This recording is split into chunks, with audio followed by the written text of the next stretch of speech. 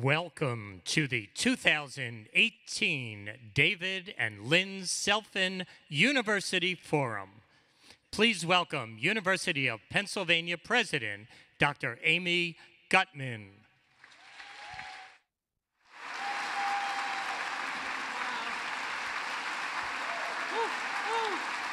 Good afternoon, everybody. Welcome to the 2018 Silfen University Forum. We are going to engage with a deeply important topic today, but as we do so, our hearts are filled with sorrow and horror at the shootings that have taken place at Marjorie Stoneman Douglas High School in Parkland, Florida. So let us begin with a moment of silent remembrance for the victims and their families.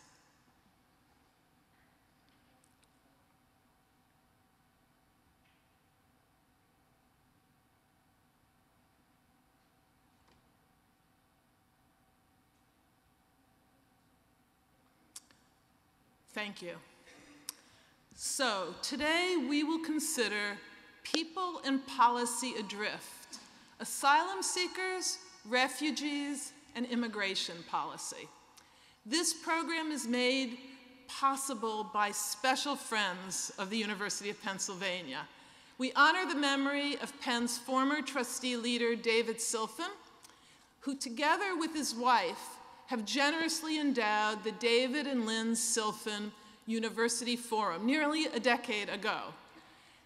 Please join me in welcoming here today Lynn Silfen and her daughter, 2007 graduate of the University of Pennsylvania School of Arts and Sciences, Jane Silfen. Jane and Lynn, would you please stand up so we can welcome you?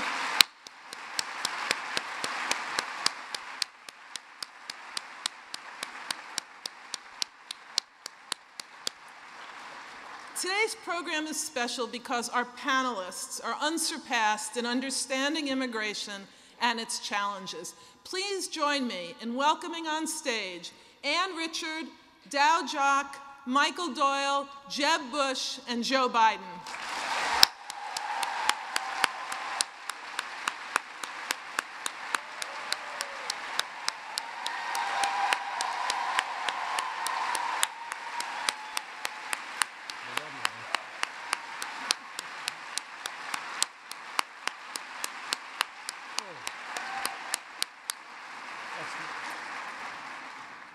You may be seated.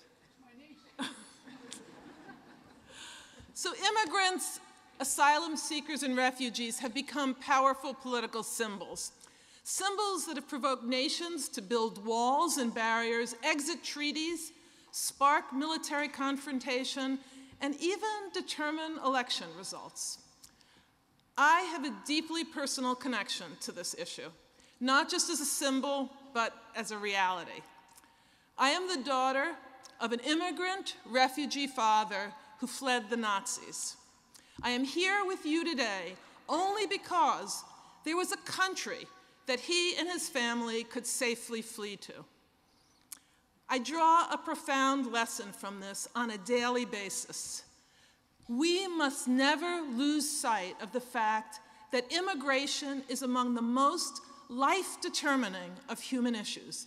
We may talk of nations and populations, we may debate and legislate about groups and nationalities, but at its core, immigration is about the fate of millions of individual people, our decisions or our failure to come to a decision. These are experienced by a child separated from her parents, by a family imprisoned in legislative limbo. Understand their agony and multiply it by millions.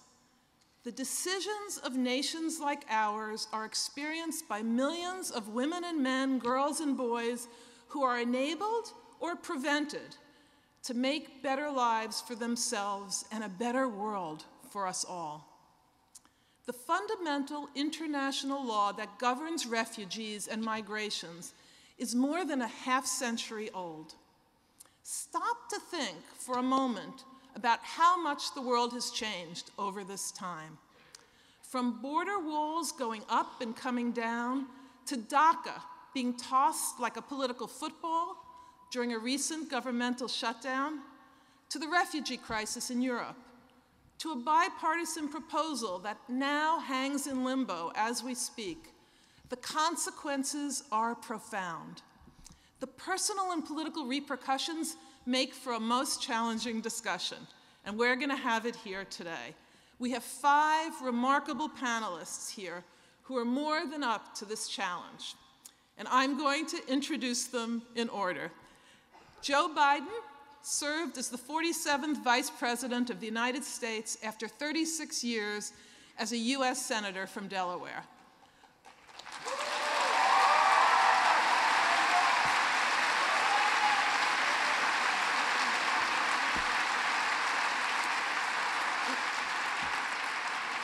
One of the outstanding statesmen of our time, he is the most recent recipient of our nation's highest civilian honor, the Presidential Medal of Freedom with distinction. He is also Penn's own Benjamin Franklin Presidential Practice Professor.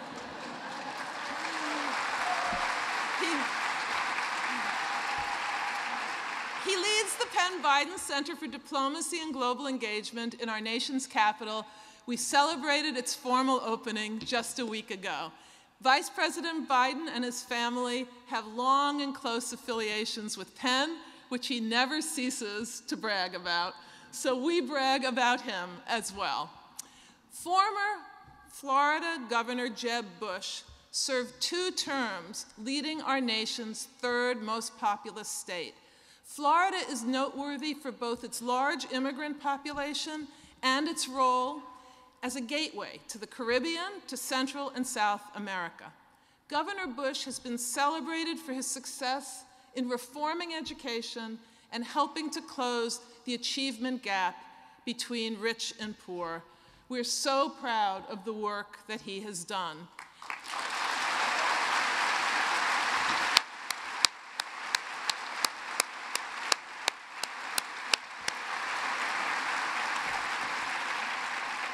The co-author of Immigration Wars, Forging an American Solution, he became a leading voice in the national discussion about immigration reform and political consensus. Governor Bush also has a very special connection to us here in Philadelphia, as he formerly served as the chairman of the National Constitution Center. Thank you so much, Governor Bush, for your exemplary service.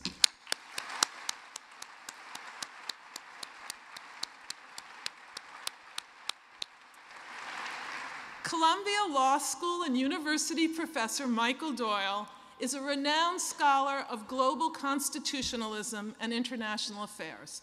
He served as Assistant Secretary General to UN Secretary General Kofi Annan. He directs the Columbia Global Policy Initiative and leads its International Migration Project. He has developed the Model International Mobility Convention, which represents a remarkable consensus of the world's most eminent specialists in immigration. Now, Michael Doyle's connection to Penn in Philadelphia is perhaps more profound than the other panelists. For more than 40 years, he has been my husband.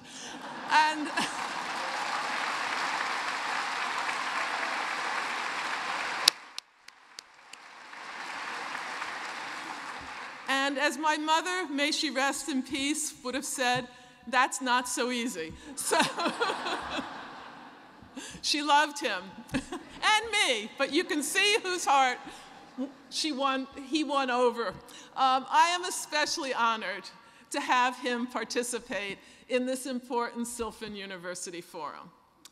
More than most of us here, Dow Jock personally understands the impact of the world's refugee crisis.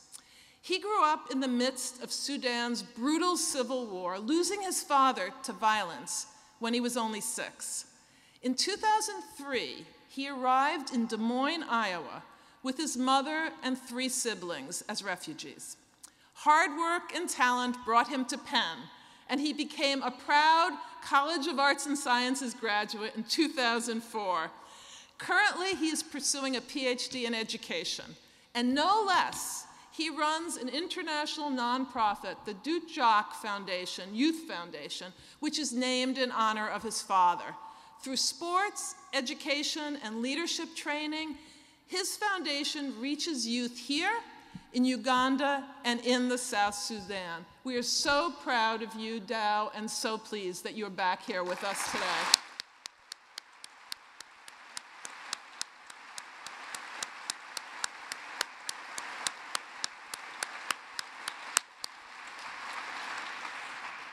Richard has published widely on topics ranging from the international coordination of foreign assistance to specific humanitarian crises all around the world. President Barack Obama tapped her to serve as Assistant Secretary of State for Population, Refugees, and Migration. Previously, she was Vice President of Government Relations and Advocacy for the International Rescue Committee. Throughout her illustrious career, she has demonstrated a keen understanding of how international cooperation can enormously benefit refugee populations. Upon completion of her last stint in government service, she joined Penn's vibrant Perry World House right here on Locust Walk as a visiting fellow. Welcome and thank you, Anne.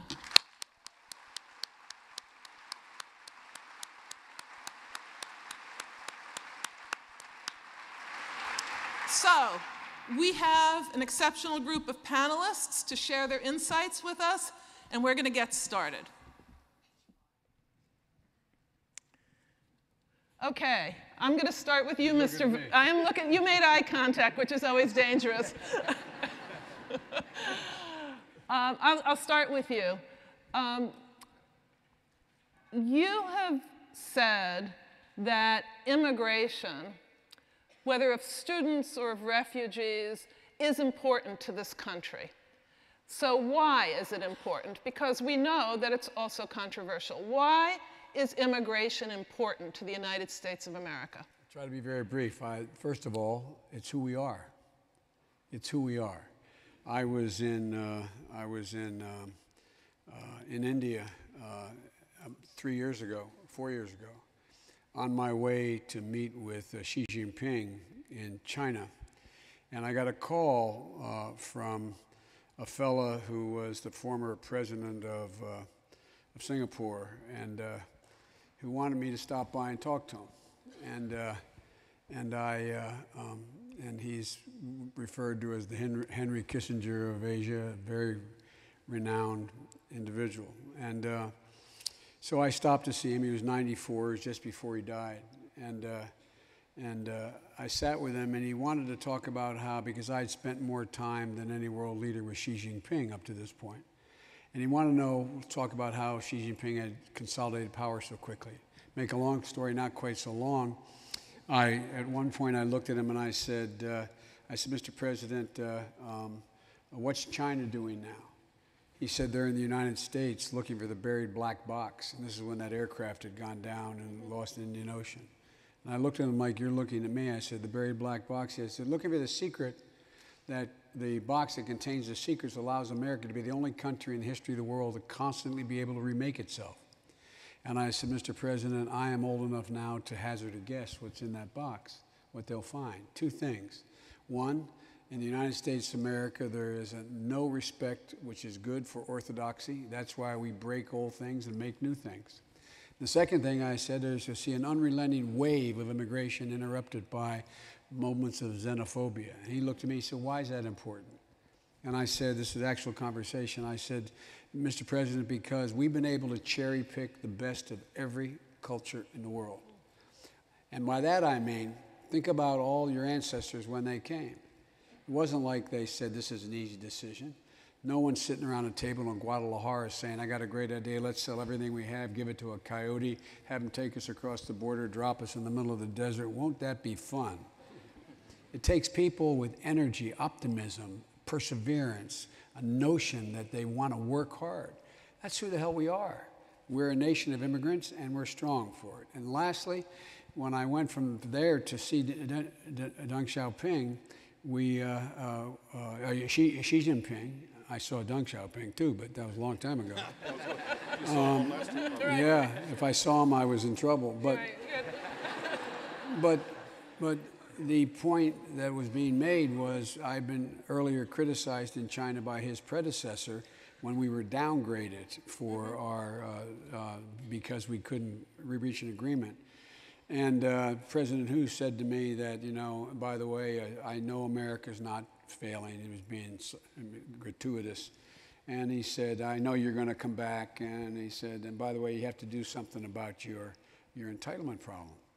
And I said to him, without going through the whole story, I said, and by the way, I said, your entitlement problem. I said, ours is a political problem. I said, yours, my God, you're in real trouble. You know, this is a great hall of people. I said, you're in real trouble. By 2022, you have more people retired than working. My God, what are you going to do? Your one-child policy, I'm not going to speak on the morality of it, but my God, you're in trouble. Well, 8 months later, they changed their one-child policy because they're xenophobic. They don't want new folks coming in. We're the only nation, industrial nation in the world that has replacement workers allowing us to manage and grow this economy. We need these immigrants, not only because it's the right thing to do, we need it because to grow our economy. That's why it's important. So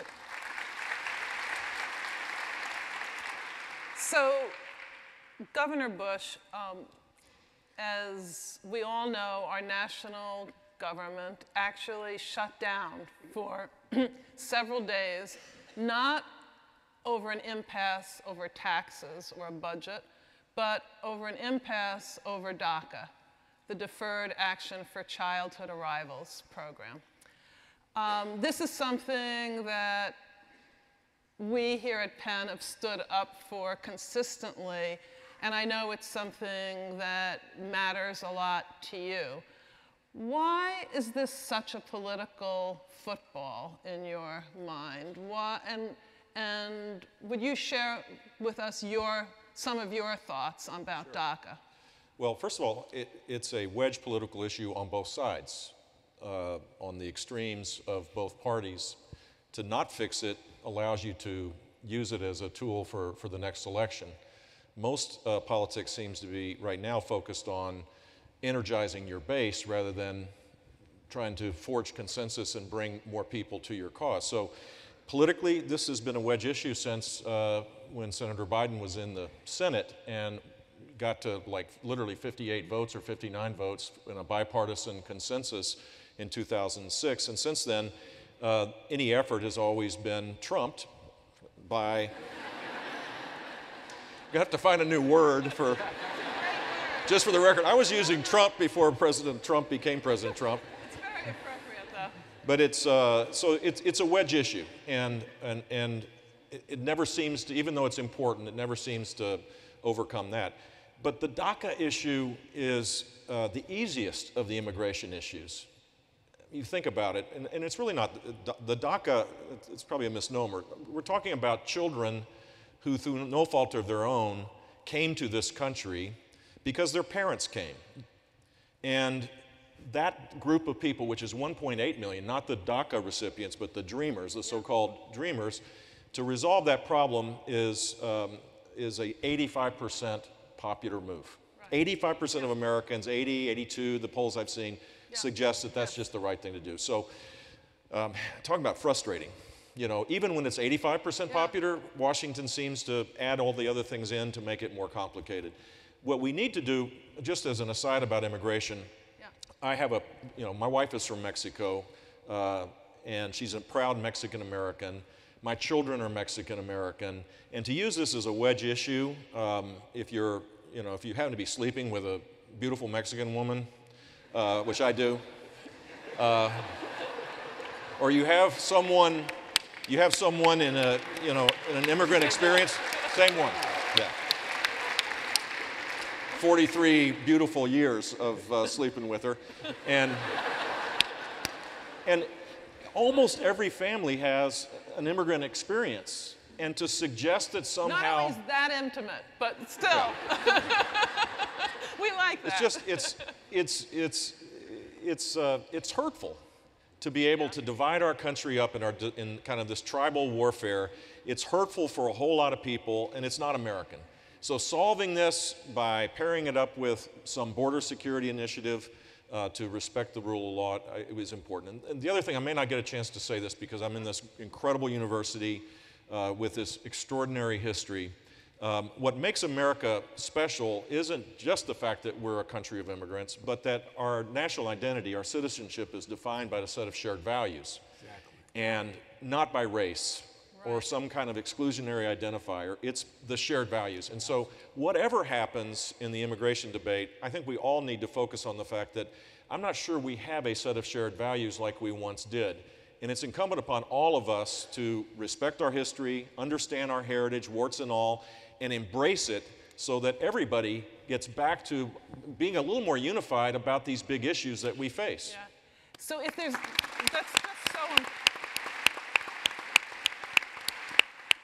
So the educator in me just is compelled to say, if you take nothing else away from this forum, and you will take much else away from this forum, we all have to take to heart and act on this idea that we're united by some values.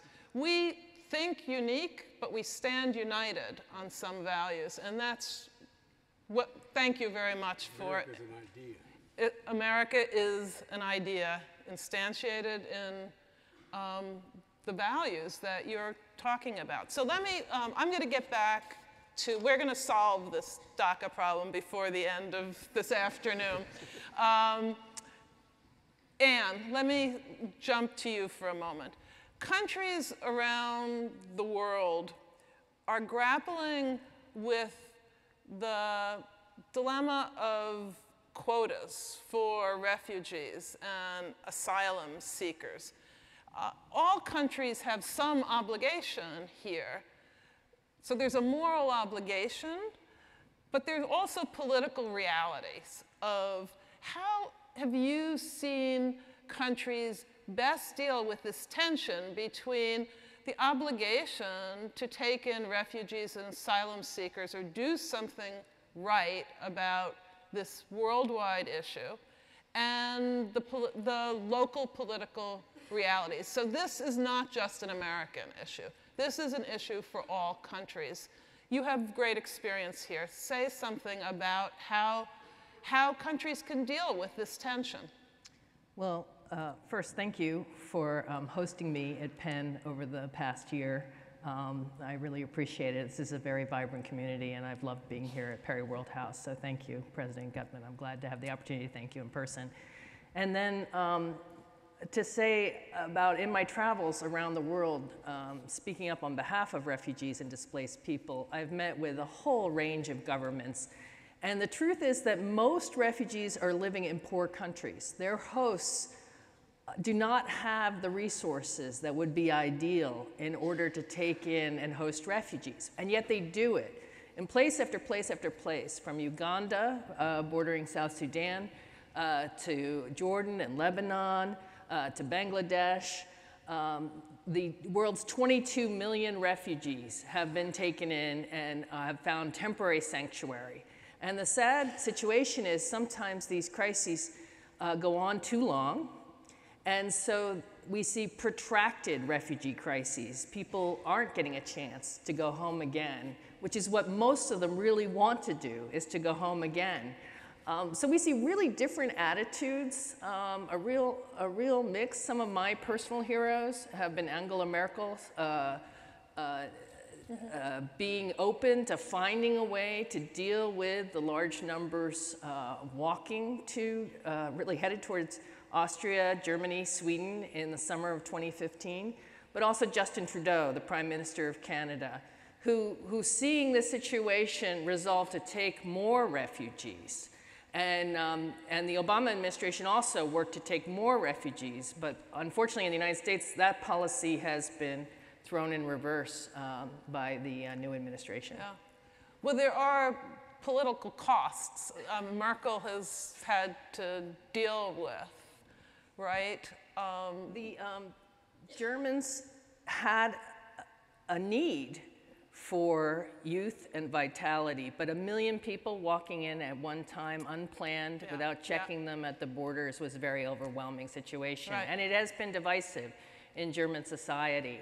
And yet they've been very serious. The German government has been very serious about how they've gone around trying to ensure that people are safe and being taken care of. And much of Europe is now focused on trying to get more aid to those countries, for example, closer to the countries of origin. So Jordan, Lebanon, these countries are middle-income countries. Lebanon has taken in the equivalent of 1/4 of its population now in refugees. And so we worked very hard to try to show solidarity with these countries for having allowed so many people in over their borders who were fleeing for their lives. Yeah. So Dow, the personal stories of refugees and asylum seekers many of them are heart-wrenching and compelling. Can you speak from your experience and observation on what you would like more people to know about what those people experience and need? What do you think is most important to understand about this really important issue that we're facing in this country and the world? Well, first of all, thank you for having me. Last 24 hours has been incredible, seeing the staff and a lot of people. This place means a lot to me. I think the one thing everyone needs to understand, most refugees, if they had a choice, they would not leave their homes. Most of the time they leave because of war, one way or another. What Ms. Richards is talking about, it's like places like South Sudan, where 15% of the population is internally displaced. So it's an issue that starts with having problems there. But I think we need to see them as people, first and foremost. They're regular people, just like anyone else in here. And on the human level, they have desires, they have hopes, dreams, right? And to me, America, when I was young, what America represents is opportunity. I argue every day. I remain optimistic that America is the greatest country in the world. And the reason why is nowhere else on earth can you have a government, nonprofit, different sectors working to enrich and help other countries and other citizens in other countries. I was telling Governor Bush, what President Bush did for South Sudan will never be forgotten. And without that push to make South Sudan a country, that conflict is still going on today, right? And what everyone here, I hope you realize, there's 3 levels of it. There's the individual, the national, and then the global. There are ramifications for each and every one of those levels. On a personal level, you need to realize there's much to be learned from the next person. And we need to stop and just appreciate what we have. When you're from the outside, when you look at America, it represents all that is best about humanity. Because you see resilience, you see hopes coming into fruition, you see opportunities, and you see a lot of people making the American dream happen. For us as Americans, sometimes we forget about that and we take it for granted, right? And that's a problem. On the national level, we also need to understand that what makes us great, it's already been discussed, is the diversity. What we can learn from one another is incredible. The stories, but more importantly, what makes you human? What makes the next person human? If we stop for a second as a nation and appreciate what we have here, no one else on earth has it. And then on a global level, you are all the students in this room, auditorium, you're the global shapers, right? You will be making the decisions 10, 20, 15 years from now, 100, whatever, 50 years from now. And when you do, when you get to that position, when you become the governor, vice president and whatnot, you will recall the opportunities you had to interact with other people. That's what makes Penn unique. 60 plus countries represented here. Take advantage of that and learn. So just know that there's a lot of stories and we need to pause and just see them from different perspectives. Wow, thank you. Thank you for that.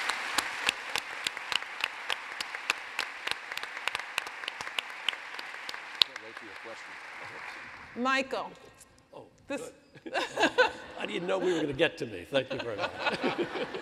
What's for dinner? right.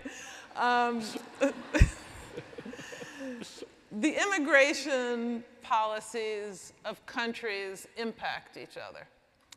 And it's been a long time since there's been anything approaching a global view of how people, whether they're visitors or students or asylum seekers and refugees, should be treated by other countries across borders. So can you tell us why you think it's important to have a global understanding, a global framework for immigration and migration, a treaty, and is this an idea whose time has come? Thank you. I think it's really important. You know, we've been talking mostly about migration and refugees for very good reasons. These are many of the people who are most impacted by this world that's getting drawn ever more closely together. But we should remember there are about 250 million migrants, that is, people who've lived in a country not their own for at least a year. And there are 22.5 or so million refugees who have had to flee their countries, and 3 million more who are seeking that kind of recognized status as asylum seekers. But at the same time, you know, there are 1.3 billion visitors going across borders every year. So think of the scale right there. And there are other people who rely upon a globalized world. There are tourists who are moving across borders, and that's a huge part of the global economy. And there are international students, the 60-some nations that Dow just mentioned that are represented right here at Penn, that provide a framework for education that takes place both inside and outside of the classroom. And then, of course, there are labor migrants. But don't forget investor migrants, those who are seeking to move overseas and make investments. And then there are the refugees who are fleeing persecution for reasons of religion, race, nationality, political opinion.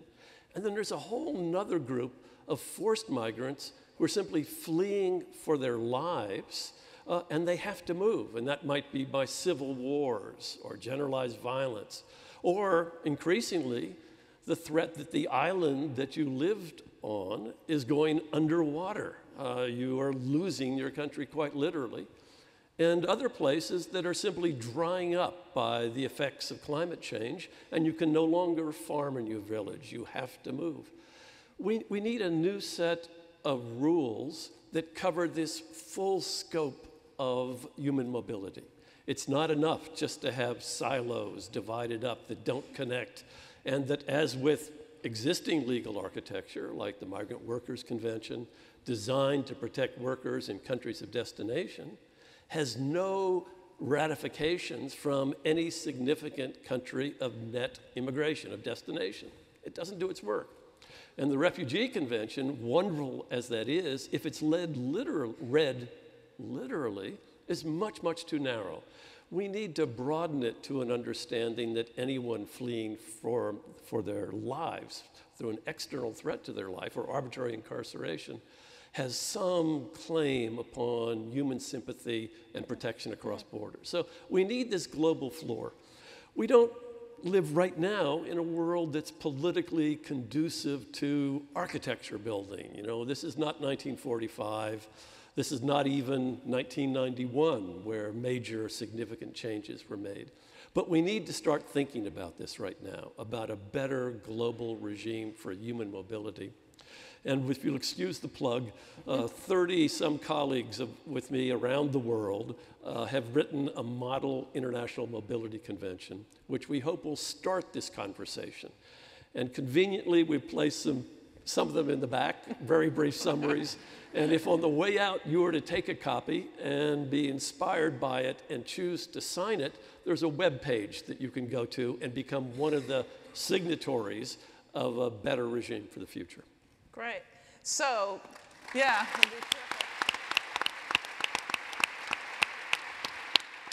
So we're going to have to take this opportunity, having Vice President Biden and Governor Bush on the stage here today, knowing that immigration is a politically polarizing issue. It has been for decades in this country, knowing that both of you are admired at home and around the world for being people who can sit down at the table with people across the aisle here, which, by the way, the aisle in the US is really, when you look at ideologically, is so much narrower than it is in so many other places in the world, but it just has taken on, it's as if an artificial wall has been built between Republicans and Democrats when it comes to actually making a deal. And Mexico's going to pay for it. And Mexico's going to pay for it. The way they are. They are. So you two, right here now, I would like you to engage in a conversation. What would a decent compromise on immigration look like today in this country? Can I start with a basic principle? Please. A basic principle would be that there needs to be respect for our national sovereignty, that the rule of law is important, that countries, great countries, protect their border. It's important to have a global view of migration, but there also needs to be an understanding that we are a sovereign nation and that the rule of law matters. So that leads to a series of policies to fix our broken immigration system, I think. And to Vice President Biden's point, the other balancing principle that would lead to a consensus, I think, is that we are a nation of immigrants and that immigrants add incredible value and vitality and dynamism to a country that desperately needs it. So if you take those two guiding principles, then what would be the specific issues? Good. We're off to a good start. So we have. I think there are a number of specifics, but I'd add two more basic principles I think the governor would agree on. Number one, we've led the world over the last 100 years, not by the example of our power, but by the power of our example. And that's literally true, the power of our example. The rest of the world has looked to us as sort of the guiding light as to how we should organize the world. And in the post-World War II liberal world order, there's been real stability. And what happens is that when I think there's a piece here that is not a direct answer, but a piece here that we don't talk about. We're going through an enormous change in the world economy now. We're going through a place where digitalization, Moore's law, artificial intelligence, all the massive changes are taking place, both in globalization and in terms of manufacturing artificial intelligence, is creating real angst among an awful lot of people here and around the world. And that always is a fertile ground for demagogues. It's always a fertile ground for demagogues, as occurred when my Irish great-grandparents were coming in the 1860s and 70s and 80s, and all the way through. We run through these periods when there's great economic change. When your circumstance is not what you expect it to be, there's a demagogue that will come along and say the reason is the other. The other is the reason why you don't have a job or you're not doing as well as you do. Facts matter. Facts matter. And the truth of the matter is there is no compelling evidence to suggest any of the assertions made about immigration and refugees has caused the economic dislocation that people see in this country. That's factually true. And something back in 2013 when we were moving a piece of legislation that got 67 votes in the Senate, 2003, got 67 votes in the Senate. You wrote in support of it at the time. We both agreed on it. It had all the basic elements that we talked about here. One, who are we? How do we usually do these things? Let's talk about the facts. For example, what came out, the reason it got 67 votes, it pointed out that it would increase the GDP by $1.9 trillion to allow the number of refugees we wanted to come in and allow the immigration system to change. It would grow the GDP at 5.9% would grow, et cetera. So part of this is breaking through the demagoguery the demagoguery. And the basic elements are, as the governor said. And we can just ask yourself a simple rhetorical question. This is a pretty damn big country. Are 1.9 million kids who are contributing to the economy, is there not enough room for them? I mean, is there any rational argument you can make to say America, over 300 billion people, 300 million people? You're not negotiating now, you're preaching. Yeah, but what I'm doing is I don't think we have anything to negotiate. Go. DACA, Yes. path to citizenship, over, I would argue, Border a relatively security. short period of time. I think the debate about border security needs to change from a wall to, absolutely. If half the undocumented people last year and the year before that came with a legal visa and overstayed, maybe we need a new approach of enforcement, which is to know where legal visa holders are, and at the end of their 6 months or year, either ask them to renew or ask them to leave. Yeah. That's in Kansas City. That's not in Juarez. You know, That's right. Mexican immigration is negative. Yes. It's not positive. So these, to your point, You these are. understand that there are more people leaving the U.S. from Mexico than vice versa now. It's important. Yeah, so the Another wall thing will fact- get confusing because it'll stop them from leaving. Right. So, but a serious effort as it relates to E-Verify, a serious effort as it relates to visa overstayers, a serious effort of embracing technology on the border, not just for immigrants to create a deterrent because of the loss of life and the hardship that brings, but making legal immigration easier than illegal immigration is a logical thing to do. So make a commitment using the proper technologies to make that happen at a much lower cost and a much faster rate. Those two things paired up is the first step on that. And that technology exists. It also exists to intercept contraband too. That doesn't slow. I mean, there's a whole lot of technology. Well, you think of the this is a twofer because of the opioid epidemic. Most of the heroin comes from the United States, from Mexico into the United States. And if we were serious about the 62,000 people that have died because of painkillers or heroin or fentanyl, that has to be part of that strategy as well. So let me just push you a little further to see whether you agree or disagree and whether there needs to be a compromise here. There are many students who come to the United States, to Penn among other places, but to all of our great colleges and universities who want to stay in this country. They often graduate with engineering degrees and science degrees and also great humanities degrees as well. Should we be stapling an H-1B visa to all of their diplomas? For everybody graduating with a PhD from American University, I officially proposed this as vice president. And I couldn't, no, for real, I got the president to agree. They should get, as they walk across the stage to get their PhD, they should have a 7-year visa attached to it. Correct. Yeah.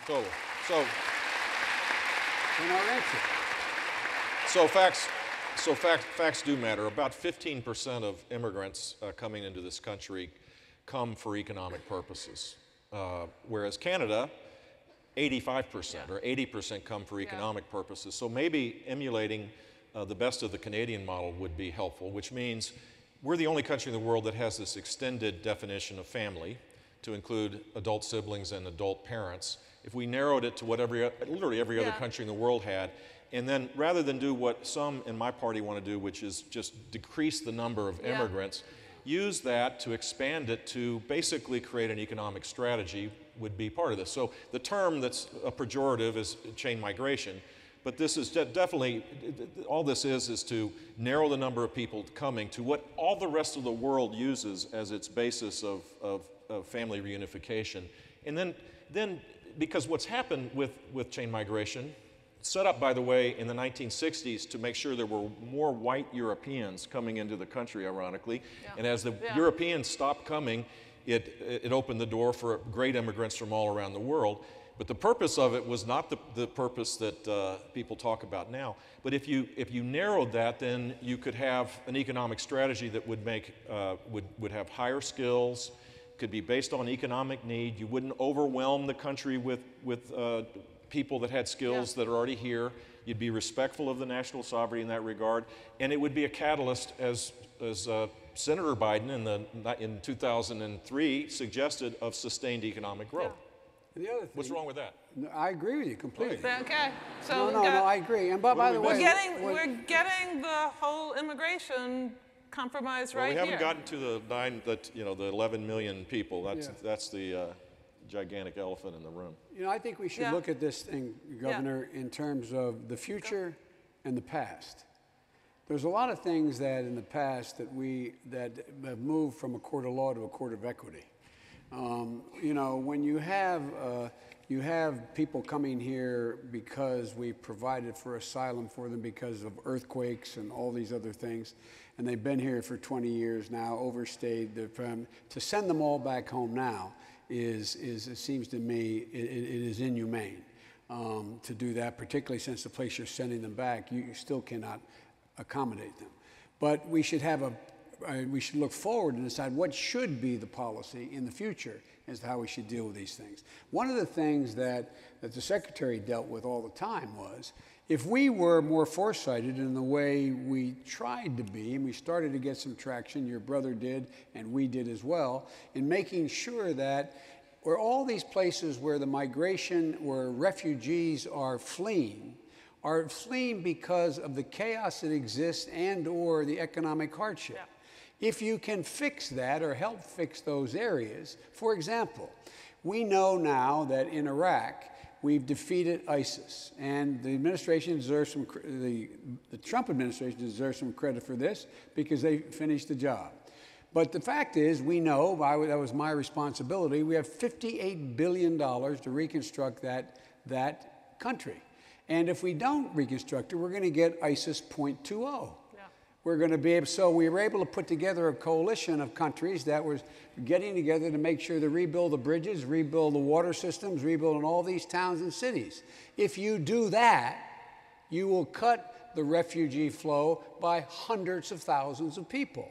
And so it's not just looking at what the policy is relative to who will allow in under what circumstances. How do we change this so, as Dow said, they never want to leave in the first, they want to be able to go back home. And it makes no sense in our economic interest not to do that. So let me broaden then the conversation, because what both the Vice President and the Governor are pointing to is what in the other countries, what in the system needs to be fixed of asylum, for asylum seekers and refugees. So, Michael, what do you think needs to be fixed? And Dow, how can some of these costs and the advantages too of taking in, making room for refugees and asylum seekers, how can that help everybody, including the United States? I would pick up just where the Vice President left off, is that, in the long run, the best way to deal with the tragedy of refugees is to make sure that they're not driven from their homes. So a political strategy, a preventive action, and then good peacekeeping, peace-building strategy is absolutely essential. Can you be specific? So what countries would this be most relevant to? Well, for the peace-building strategy, it's for any country that's gone through a major civil war upheaval. So whether it's Afghanistan or Iraq, or for that matter, Somalia or South Sudan, real attention needs to be paid so that having lived through 1.0, we're not going to face 2.0. And that's, I think, very likely to happen unless we make the kinds of investments that are necessary to help put countries back together. Though frankly, even with a much, much better strategies in that area than we have right now, there still will be humanitarian emergencies. There's still going to be people fleeing for their homes. And what we need, picking up on what Ann just said, is a better system of sharing responsibility. Right now, the principle of sharing is proximity. That is, if you live next door to a civil war, you bear most of the cost of providing asylum. So that it's Lebanon, it's Jordan, it's southern Turkey for Syria, it's northern Pakistan for Afghanistan, it's Kenya for Somalia, it's Uganda for South Sudan. That principle is arbitrary. It produces, as Anne mentioned, 84% of the world's refugees being hosted by developing countries. We need a system of sharing by capacity, not proximity. We need some arrangement whereby countries will recognize that we're all in this together. It was not Lebanon or Jordan or even Turkey that fueled the civil war and the destruction in Syria. It was the international system much more broadly, and of course Assad as the real criminal principle for all of this. But we need to share the responsibility.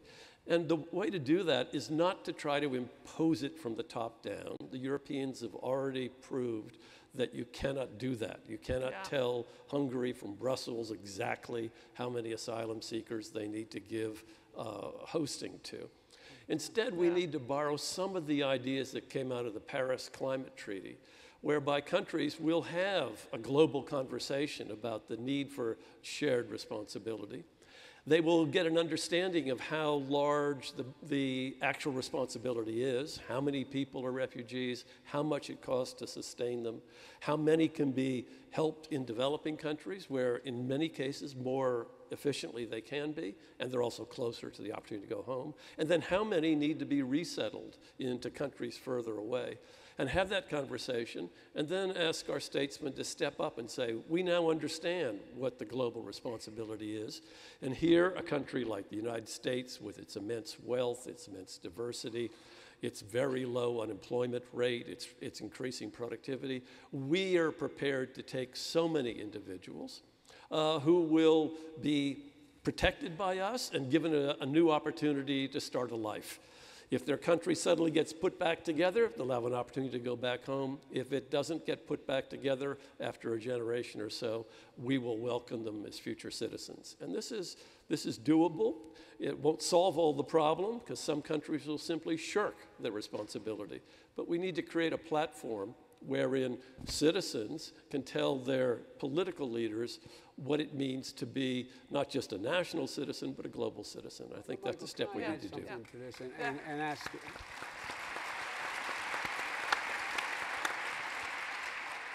and ask Jeb if he'd comment on this. Jeb and I know as elected officials that what you say makes a lot of sense, but it's not necessarily saleable. For you to just make the generic argument that this is a global response, which is true, that everybody has a responsibility. The guy working in Dagsburg, Delaware, who's busting his neck, putting 3 squares on the table, and not worried about losing his job. It's like, well, wait a minute, we're always doing something. It seems to me that it's important for us to make the case to everyone in this audience, to everyone in the country, why it's overwhelmingly in our naked self-interest to do this as well. There's not only a humanitarian and a notion of justice and honor, but it's overwhelming our interest. For example, look at what's happened to our security as a consequence of not taking on a shared responsibility for the massive refugee problem inundating Europe, crossing borders, knocking down barbed wire fences. Our single strongest ally has been weakened to the point that they haven't been in the last 40 years. We have populism rearing its ugly head all throughout Europe. Now we have a guy named Putin in a position where he is able to use very deftly his effort to not rebuild the Soviet empire, but to break up NATO and the EU. And it is a fundamental threat to American security for this to have happened. So just a little fantasy. If somehow we were able to prevent that gigantic flow into Europe in such an immediate way, with millions coming in, 1 million into Germany, we would be a lot better off in NATO. NATO would not be now questioning itself. EU would not be wondering whether or not they're going to stay together. we would be much, much stronger. And just put it in crass terms, Putin is in great shape now. He's doing extremely well in Europe. Look what's happened then since this guy's father did an incredible job. I mean, like, I worked really closely with your dad for the unification of Germany. And look what happened after the wall came down. Look what happened. Now what's happening? Hungary. I fought like hell for Hungary to become part of NATO. I fought like hell for Romania to become part of NATO. I fought like hell for Moldova to be able to play in this game now. What's happened? Look what's happened. We have an authoritarian figure now in Hungary. Poland is in jeopardy of whether or not it will remain a democracy. So the amount of money we're going to have to spend, and everything from missile defense to increased troop presence around the world, is gigantic. It pales in comparison. But we don't take time to explain to people, not only is this the right thing for you to do, it is overwhelmingly in your naked self-interest. Yeah.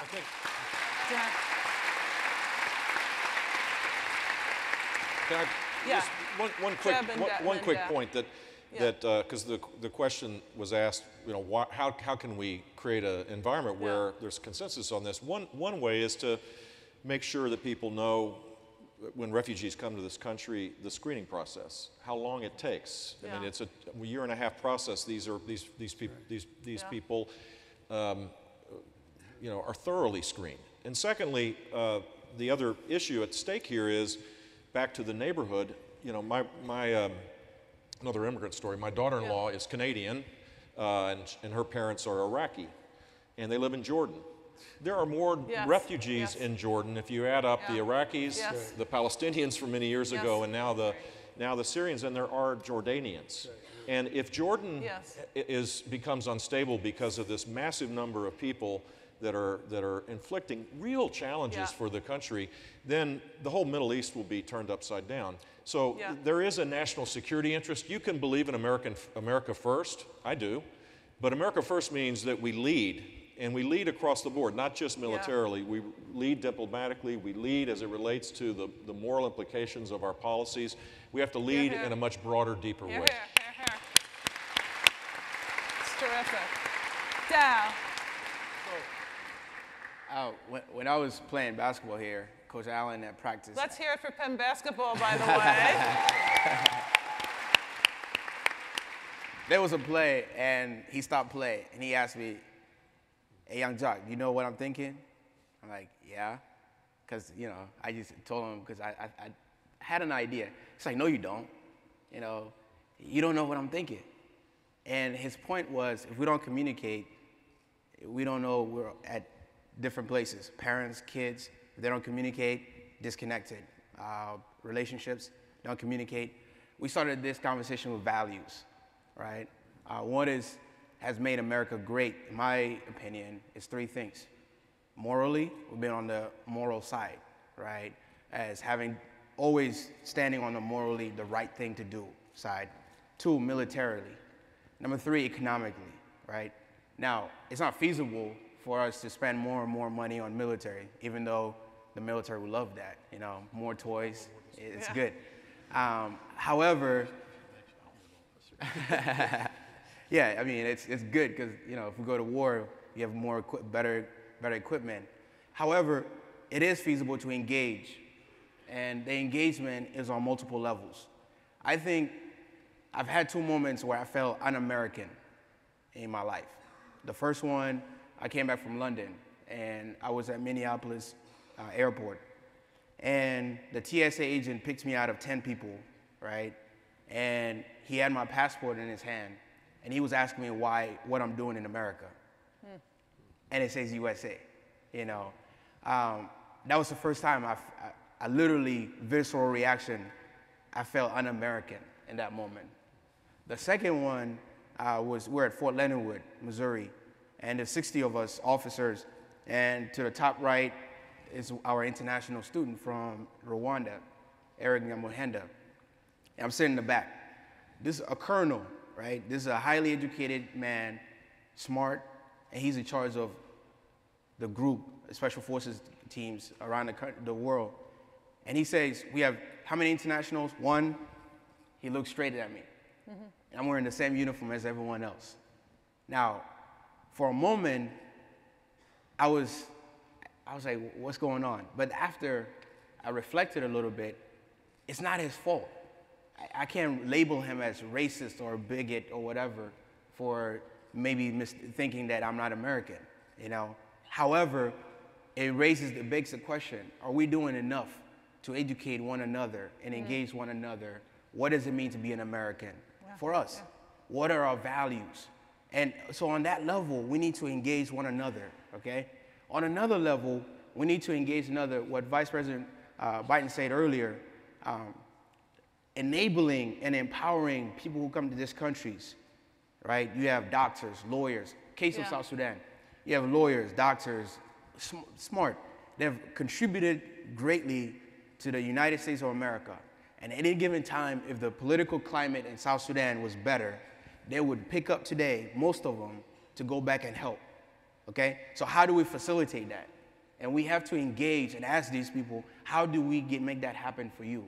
And now it takes the moral aspect of it, right? Which is what we've always had, and saying, President Obama's administration did this where we know we have the best military in the world. There's no debate about that.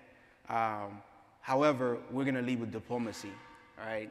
These two are in it. We're gonna lead with diplomacy. We know we're the strongest army and military in the world, but we're gonna lead with diplomacy. That's the moral side of it. We're gonna make the moral argument. If we strengthen that and use diplomacy to engage people, right, you will see results. And one thing you would see is that each and every one of us in this room, right, what happens in the other part of the world matters to us. And the reason it matters is because it's globalization, is because if you look at immigrants, how much money economically they send back to their home countries, it's a lot. And that is money not being spent in America, okay? So economically, for those of you in Wharton, economically it makes sense, you know? Anyone in Wharton here? It makes a lot of sense, so. Yeah, terrific. So, Dow, this leads perfectly into a question I want each of you, if you each could answer briefly, but I think it's really important that I pose it. And I'll begin with Anne, but we've used, and we do use, hopeful phrases like dreamers and the new Americans, and we're a country of immigrants. But people also talk about immigrants, and I just picked it out of recent discourse, as public safety risks, as terrorists, and as job stealers. So how can we constructively respond to this tendency? And it's not just in this country, it's worldwide, throughout Europe and other places in the world, this tendency to disparage immigrants and their countries of origin. Dow just gave us a personal example of how that makes, you know, really wonderful, productive, creative members of society feel. So what, I think open to any of you, what's the most constructive way of countering that narrative? Because there are ways of countering it that are destructive, that only push people back into their corners. I want to say two things. First, in another blatant attempt to butter up the president of your university, I want to say that Michael Doyle's model convention has got a great starting point, which is reality. He starts by talking about how there are 244 million human beings on the move around the world for a whole variety of reasons. And that's what we human beings do. We move. We don't always stay put, especially Americans. And so we should be sympathetic to people who want to better themselves by moving. We should be interested in their stories and what they want to do. And that we should treat all of these people with dignity. And so this is some basic appreciation for this natural phenomenon of human mobility that I think we can talk about by starting with facts. And one of my frustrations is there's a lot of rhetoric out there that's just baloney. you know, talking about the idea that if refugees come here, they're going to be terrorists, and we can't trust them, and especially if they're Muslim. And this is such nonsense. As I've traveled around the world, I've met so many refugees. These are ordinary families who are trying to have a future for their families. First, they want to get to safety. Then they want to have a future. They want their kids educated. We find some of the facts are that when a refugee has been in the United States for 20 years, they have paid back more in taxes than they ever got in benefits. You do pay your taxes, don't you? April 15th. I have to. Good, very good. And so this is, my second point is, this is a role for universities. This is where university presidents can speak up, as they are doing, about the importance of having international students. University professors can point out how much we learn from bringing in people from overseas, and university students can be the most effective activists when you organize and get out there and speak up on behalf of keeping our doors open to what the rest of the world has to offer us. And one of the things about the chain migration versus family reunification debate that kind of drives me nuts is we can do both. We have done both. Canada does both. We can mess with the percentages, but we shouldn't be in such diametrically opposed rhetoric about this. This is something that we can do both of. And in fact, don't be surprised when people who come because they're vulnerable and we're giving them another chance turn out to be super successful. Because even if they didn't come in under an H-1B visa, there's something about our society that allows families to really succeed here. And we should not downplay the possibility of that happening. Great. Yeah. I would say, in order to change the debate about immigration in general, refugees, asylees, people across the board in the immigration world, three things. One, eliminate the fake news, because immigrants, on average, the statistics that typically are the positive statistics are true, but they're not. We're not an average. You know, there are a lot of lower-income Americans that have had declining wages because of the lack of control over our immigration policy. So recognize that and be sensitive to it. Don't just slough it off, because that's an issue that I think we have to be aware of. Secondly, our immigration system, our legal immigration system, is absolutely broken. So I'll give you one example that I think is worth noting. With the best of intentions, Dianne Feinstein put an amendment to a bill in the last year or second last year of my brother's administration. He signed it into law that dealt with child trafficking. And at the last moment, Mexico was not included because there was a fear that they would create a huge magnet of young people crossing the border to be able to make their asylum request. So they only included the Northern Triangle countries of Guatemala, Honduras, and El Salvador. The net effect is that 5 or 6 years later, we have seen this mass migration of young people to try to reconnect with their families in this country, well motivated to do that, paid by the drug, they're paying the drug cartel and the coyotes to do this. They're taking enormous risks to cross the entire country of Mexico. They come in, by law, they're allowed to make their petition request. We're so inept that it takes a year for that request to take place. There's no administrative law judges. We won't talk about border control, but we don't even have a legal process to deal with this. It takes another year for their determination by a judge to make their case. Well, by then, they're totally immersed in the Guatemalan and Honduran and El Salvadoran communities, and we're not going to create an environment where people respect our immigration system until we start enforcing the existing laws. Yeah, Michael. I agree completely that this is an issue both of facts, and here universities have a very strong role to play. You know, what we do is research, what we do is teaching, and we can push back against the false narratives that have been associated with migration and with refugees, and it's an extremely important role that we can play. But if we're going to change and persuade those individuals who are starting from a very negative point of view, the facts are not going to be enough. We need policies that protect the most vulnerable Americans, and there's some trade-off, much, much less than has been portrayed. Many immigrants who come in complement and not just compete with our own workers, allowing prosperity across the board. And there are policy measures that can be taken, such as retraining or compensation or local development initiatives that can deal with any negatives that emerge. It's not something that we're incapable of doing.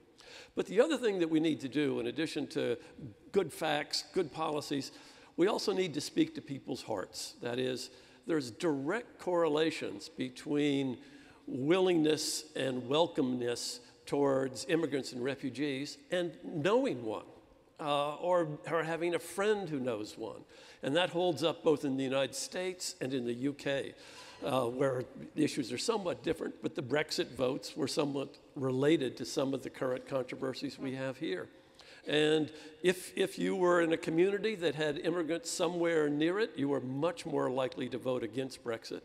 And if what you were being shaped by was fears and stories about what was happening in the next community, you were much more likely to vote for Brexit.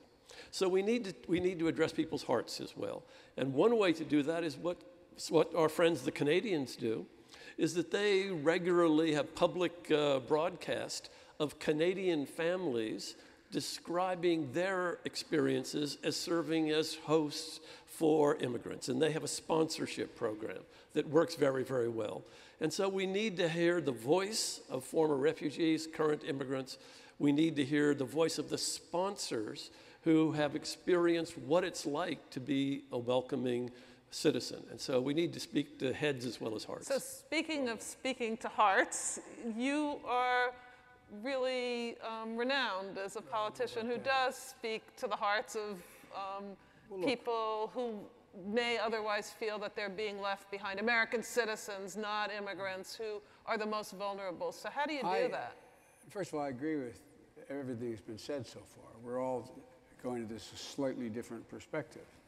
First of all, I think we should look at the facts. The vast majority of people in America are not xenophobic. Let's get this straight. So there's all this talk about this is an American uprising. This is generated in significant part by about 35% of the population, led by a president who I think has very skillfully used this issue as a way to break down our institutions in order to generate. No, I'm not looking for this. I think this is factual. I honestly. No, look, I may be wrong. I just want to make a point. Those of you in this state and this place know me pretty well. No one ever doubts I say what I mean. The problem is I sometimes say all that I mean. So, but for real, think about it now, guys. This same thing existed. Matter of fact, there was more immigration in the beginning of our administration and the end of your brother's than there is now, in terms of what's flowing across our southern border, for example. And there was not this hysteria and xenophobia that has been just pumped up, number one. Number two, I would argue that one of the things that people really need to know, and not just appealing to their hearts, because their hearts are basically pretty decent, they step up. The American people have stepped up. They've stepped up with people in need. They've stepped up in foreign aid. They've stepped up every time they've been asked. They haven't stepped back, but because of the nature of the way our politics has changed, and excuse me for talking about our institutional structures, but the combination of there being this enormous drive toward gerrymandering so that we push both parties further left and further right. We're eliminating the middle because in most places you can't get beat if you're a Democrat, if you're in a Democratic district, if you commit an unnatural act by a Republican. You can't get beaten, but you can get beaten in a primary. What's an unnatural act? Well, there's an unnatural act is voting for Trump. But secondly, all kidding aside, think about it, guys. Think about how polarized our politics has become. I'm so tired of hearing how we are split as a nation. When I started in 1968 as a young councilman and I got elected in 72, this country was significantly more divided on every single issue. Look at the issues in America today. Every major issue has between 54 and 68% consensus to do it. Why isn't it happening? The system is broken because of unlimited spending in campaigns and because of the way in which both parties are moving to the extremes because they're worried about primaries. And so part of what I'll conclude by saying there is one thing that no one wants to speak to because it's really tough. A lot of people are worried. This is the first, by the beginning of this next decade, those of us of European descent are going to be an absolute minority in the United States of America. And there's a lot of folks on the far right and sort of the white supremacist types who are worried about, quote, cultural pollution. Are we going to lose who we are? What's happened is that you got a guy like David Brooks writing about there's three ways you organize in history: by tribe, by religion, or by ideals. We are being driven to organize by tribe. And people are worried about what their identity will be as Americans, instead of us reminding them that there is no way to identify an American, like the governor said, other than based upon ideas. And so, guys, I just think that we should put in focus. It's like this massive win that the president had. But for 72,000 votes, it would be different. There's nothing that's been massive in terms of changes here. The fact is the majority of the American people are still decent and honorable. They're looking for people to stand up and say the right thing like this guy does, and they will eventually get it right. Here, here. Here, here. So, there you go. So I'm going to ask one quick, 2 sentences answer to this, each one of you. One realistic hope for immigration moving forward.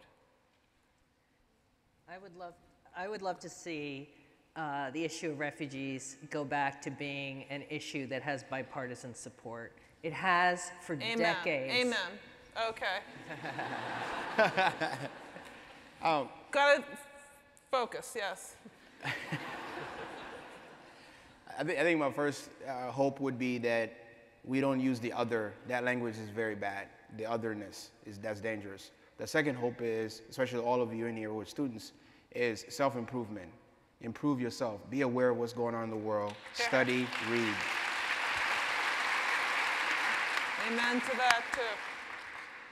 I agree with my 2 previous speakers, so that's already 2, but I want to take 2 of my own. Number 1, we just have to solve the issue of the dreamers. It is absolutely essential. If we can't solve that now, we identify how deep a hole we're in, and it's going to be so hard to climb out. The other, I think we need to have a serious effort to think about skills-based immigration into the U.S. So that we identify what job needs are not going to be filled by American citizens, even if they have assistance to move, and that we open that up to the immigrants whom we very much need, and give some preference to, needless to say, family reunification and diversity. No, I know, it's true. It's true. Pardon me for the spousal thing. I'll pay for it at home if I stop. You got more than your 2 sentences, Michael. Sorry.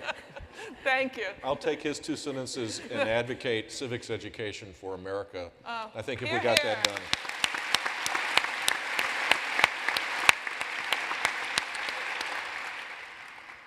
Fix the political system by Democrats and Republicans starting to talk to one another again. We don't even talk to one another. Here. Terrific. Well done. You did it. And you led the way to keep people. So I can't help having been educated in philosophy to say, Vice President Biden, you may not have known it, but you channeled Immanuel Kant, who famously said, everything you say has to be true, but you don't have to say everything that's true. So. Besides, I don't know everything is true. This has been fabulous. but we don't want to end without some questions from our audience, and so I've been passed some questions from the audience here. And I'd love Andrew Martinez, is he here? Andrew Martinez, I have a question. Do you see? So he's a student here. Where are you? Raise your hand, Andrew. Wave. Yeah. Oh, okay. I'll read.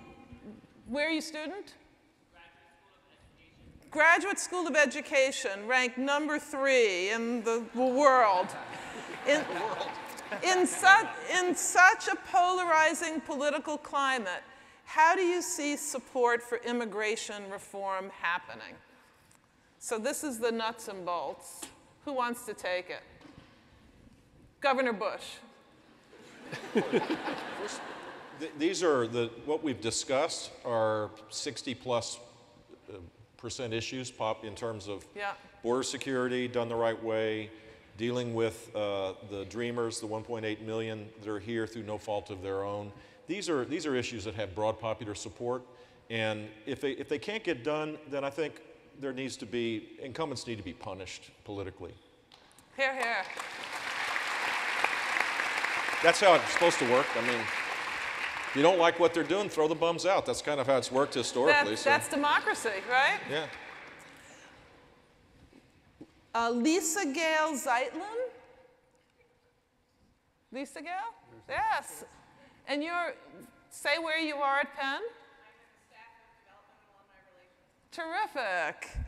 What can Penn students and young people do to help ensure the safety of immigrants and refugees?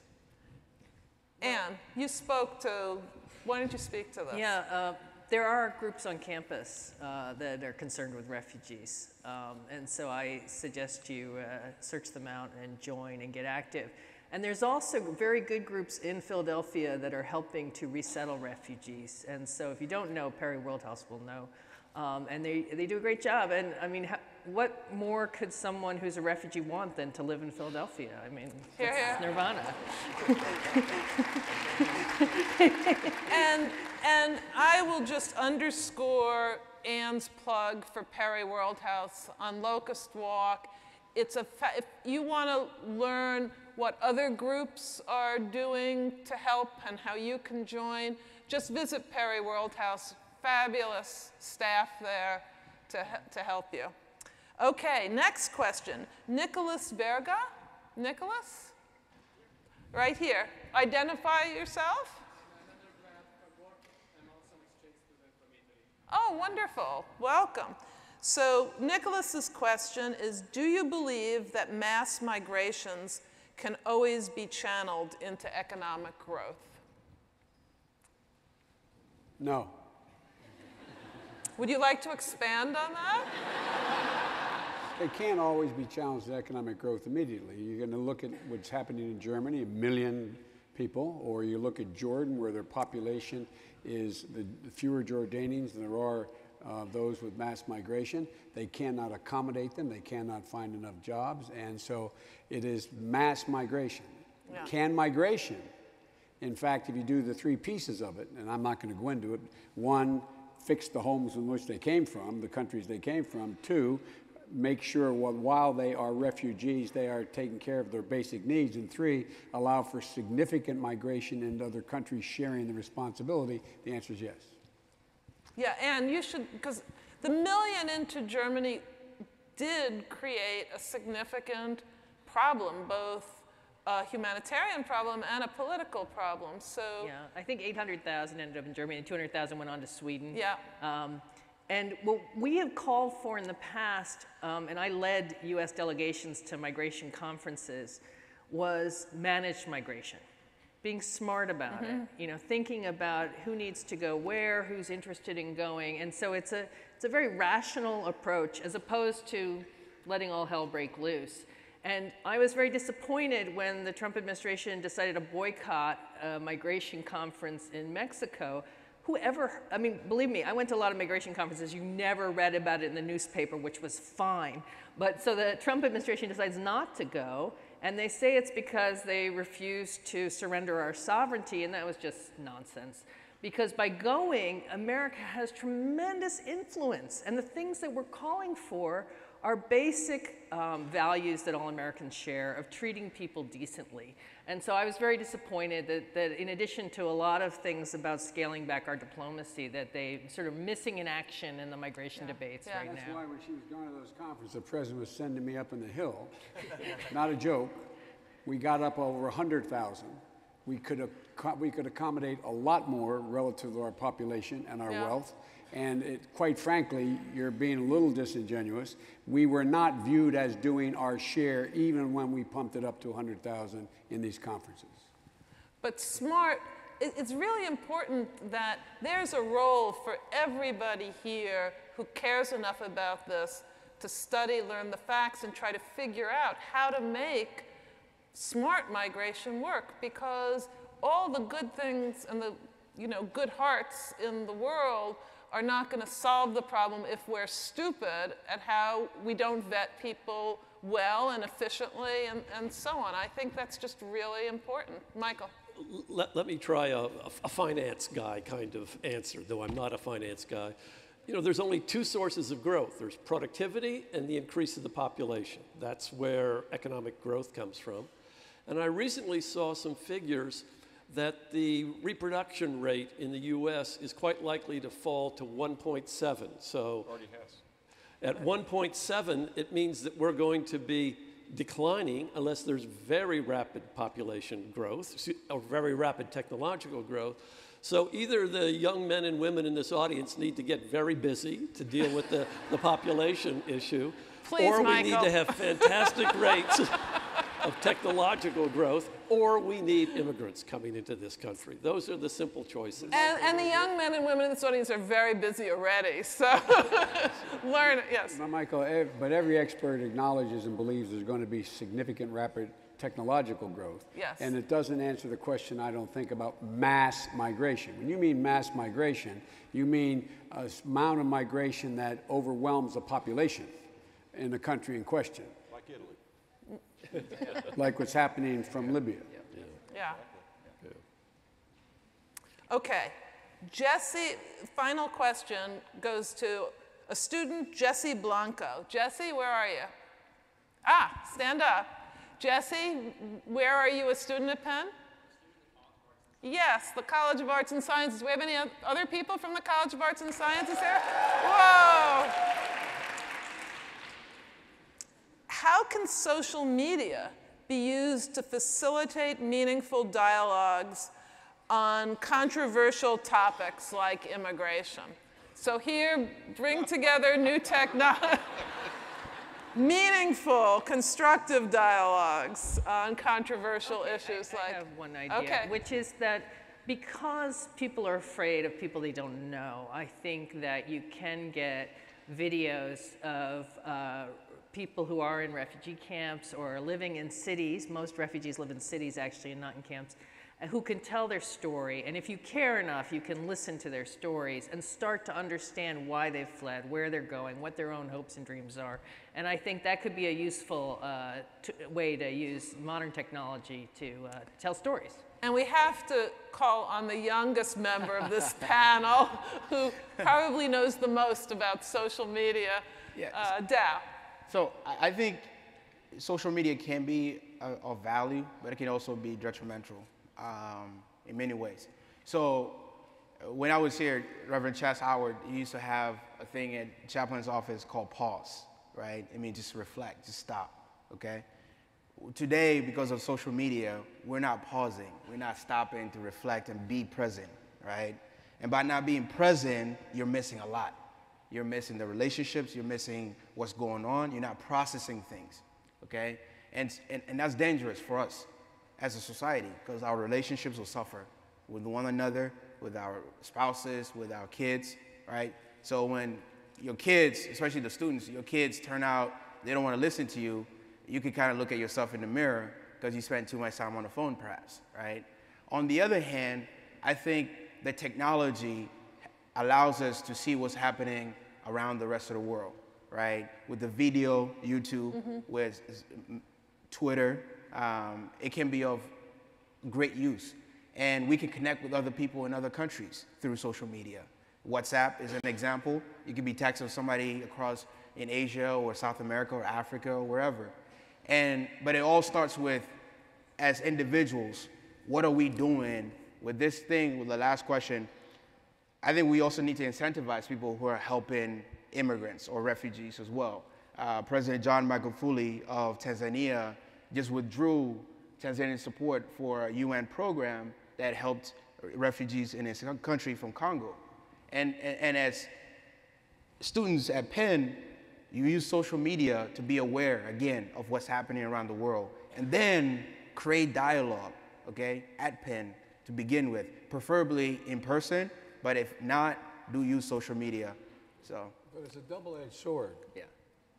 A little boy washes up on a beach in Turkey, and it has a profound impact on people's sympathy and empathy for immigration, and we got something done literally in the 3 weeks in the wake of that. On the other hand, seeing somebody who is a illegal immigrant shooting someone in San Francisco and that being replayed and replayed and replayed has the same profound impact. And so I don't know enough about how, there's no control at this point, and I don't know how you use it with any way of certainty except try to put the good stuff out.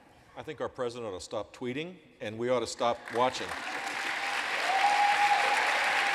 So, this has been an amazing conversation to be continued. You all have been here. You've been an amazing audience. The questions are terrific. The answers have only just begun. I just have to say not only how proud I am, but I implore you all, each in your own way, to continue to work, push, advocate for what you believe is right and what you believe will be productive for our country and the world. And with that, I thank Ann Richard, Dow Jock, Michael Doyle, Jeb Bush, and Joe Biden for your wonderful time.